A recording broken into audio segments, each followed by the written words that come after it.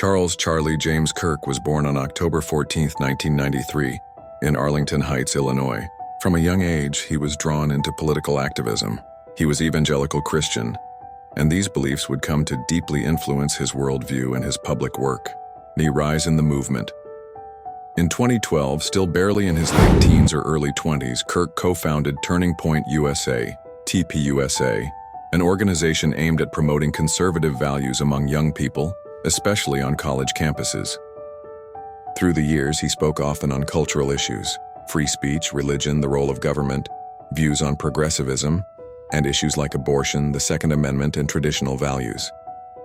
He grew popular, especially among young conservatives, using social media, podcasts, public speaking, and what came to be called culture war topics.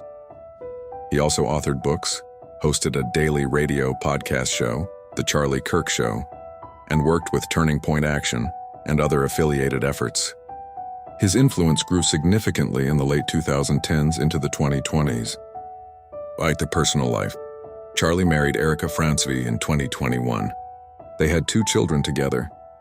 He often spoke about his faith, family, and how those values informed his public activism. On the final days, the American Comeback Tour. In 2025, Charlie was on a speaking tour across U.S. campuses called the American Comeback Tour.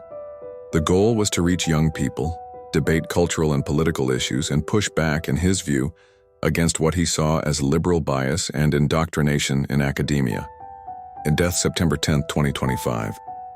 On September 10, 2025, in Orem, Utah, on the campus of Utah Valley University, Charlie Kirk was speaking at a Turning Point USA event, part of the American Comeback Tour, at about 12:23 p.m.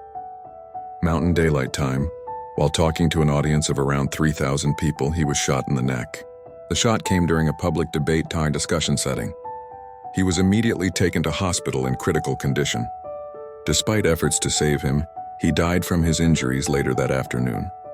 He was 31 years old, on aftermath and legacy. His death sparked widespread condemnation of political violence across the U.S., from supporters and opponents alike. Many saw it as a tragic culmination of rising tensions in political discourse. Flags were lowered,